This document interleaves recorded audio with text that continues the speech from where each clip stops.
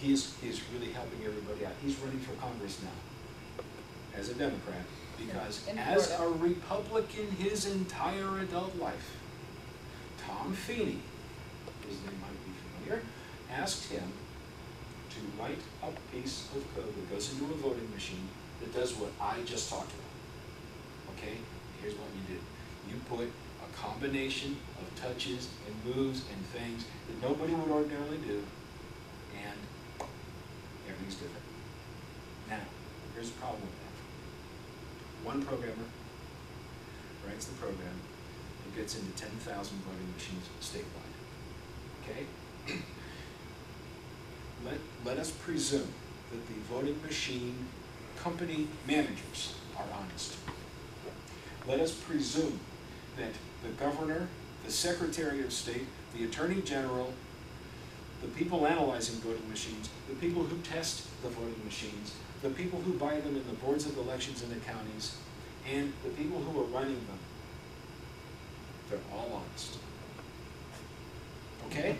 That's And non-scriptural. That's why. Once upon a time, yeah. let us just assume, okay, they're all straight up people. They would never do anything like this. There's one programmer over here. Okay? Now, this programmer puts some code in the machine. Keeps it a secret. He doesn't tell anybody. Okay? Now, the elections happen. You know what? In 2005, we have an election. You know, we vote mostly on issues. 2006, we had a Governor, governor Senate. election, you know, stuff like Yeah. that. There wasn't any real heavy stuff going on.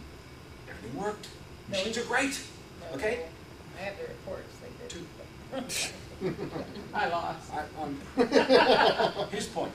We've been running elections on these machines.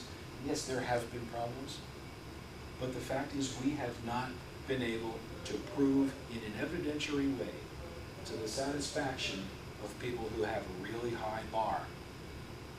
that But it's most really people don't worked. know what I know, and the press doesn't report it. Okay, but here's what I say. In 2008, there was some serious money right on that election.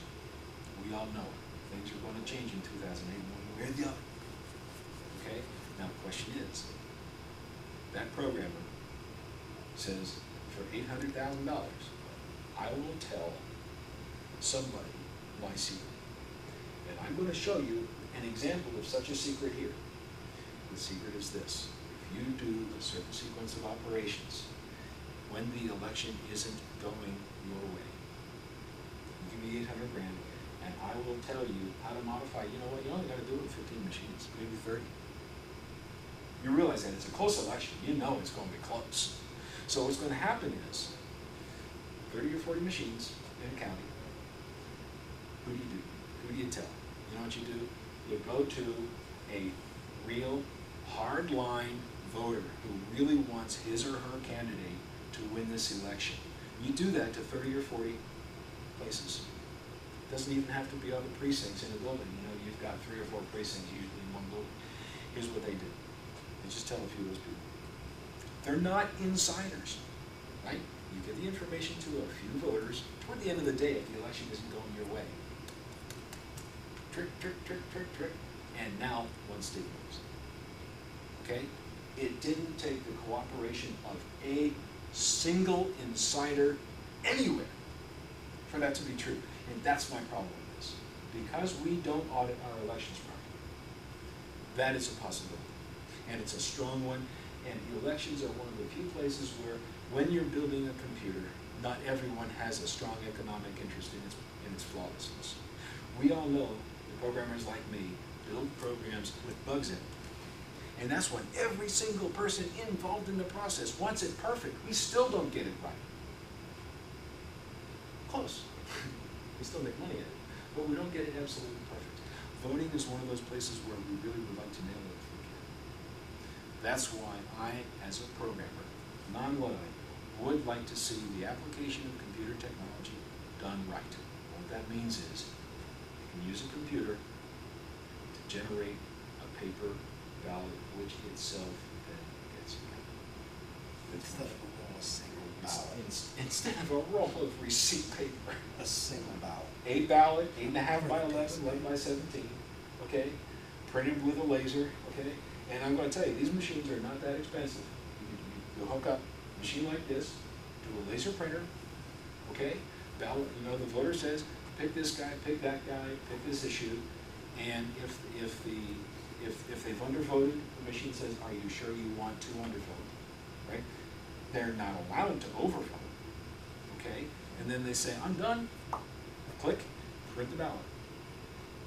The voters who can see get to look at that ballot and say, yep, that's what I meant. Or perhaps, no, it's not. Because they can't provide a Braille machine. Yes. And there are solutions for the statistically infrequent number of people who really need help. Okay? But what comes out is a record. And that record's on a piece of paper. Nice 20-pound, 8.5 by 11 copy paper. You can then run that through a calendar. Okay? And I'm perfectly fine with running it through a calendar in order to get the election evening results. You know, we're all going to go home here in a few hours or a few minutes here, and we are all going to be real interested in what just happened in the election, because it's going to be, this is an interesting year. So we still can do that, but that initial count is much like almost an exit poll. It is an informal result that says, you know, modulo the validation, the verification, and the audit of the vote, proper canvas, we got some ideas on where things have gone. And it'll be very interesting to talk about, you know, for the pundits and the news people and all that. But what we need to have is an auditable, audited, counted election where everybody involved, you and me, we get to know what was done. And that's why I'm here, is to advocate strongly for audits. Can we back up just a second? Yeah. Where you were saying you tell these 15 to 30 people here and there, if you're at the end of the day and you're not getting what you want, what do they do? Okay. They execute the Easter egg that he was You talking tell about. the voters what they can do. It's usually not a complicated It's process. normally a 5 to 6 Okay, step so process what of buttons they meetings. need to push to Yeah, get and the result? And it could be Yes. a matter of, at the same time, push for candidate Stephen and candidate Morris, and then push for issues 6 and 7 at the same time. But some kind of sequence where you're hitting buttons where it speaks to the computer doing something else. It may be 2 or 3 at one time, I it have a may be. demonstration for you. It's kind of a simple Okay. concept. I remember a game when I was in Contra. Literally, to just get infinite life, you would go left, left, right, left, right, B, A, start. Yes. That's an Easter egg. Basically, it's just a sequence of buttons. It doesn't have to be more than 4 or 5 that you'd either press all at the same time or press in a special sequence that would execute a program to do it automatically from there. Yeah. Now, in Ohio, here's another real important chunk. Wait. You're gonna keep going, but you have to know that voting machines also are taken home, and it's what's called a sleepover. In many of the counties, the voting machines go home with the poll workers on Saturday night. They have them until Tuesday on the election. They have all the voting machine results. Okay, it's already been proven that it takes about 60 seconds to hack one of these machines. So if you go back to Leonard's premise that everybody is honest and everything's fine, and maybe that programmer in the beginning was the problem, what happens when Mary is taking it home and Susie and Tom and Charlie? What happens while it's at their house? So there's a whole nother problem with chain of custody. And then there was one of my election observers in 2006 that got a watch a technician, a machine that wasn't working in Franklin County. And he opened up a paper clip, and there was a little sticker on it. He pulled the sticker back, he inserted the paper clip in, poked around, the whole screen changed and went to something else. And he manipulated around on it, and then he went back and pulled it back up as the voting machine and put the sticker back on. But the whole machine was as secure as a paper clip and a sticker. Yeah, that's true, and it's real easy to see. We don't have time for all this. I can take hours on this, but I can demonstrate that too. I've got computers over here that do that. I'd like to just show you real quick, to exemplify what Charlotte had to say here, what an Easter egg looks like.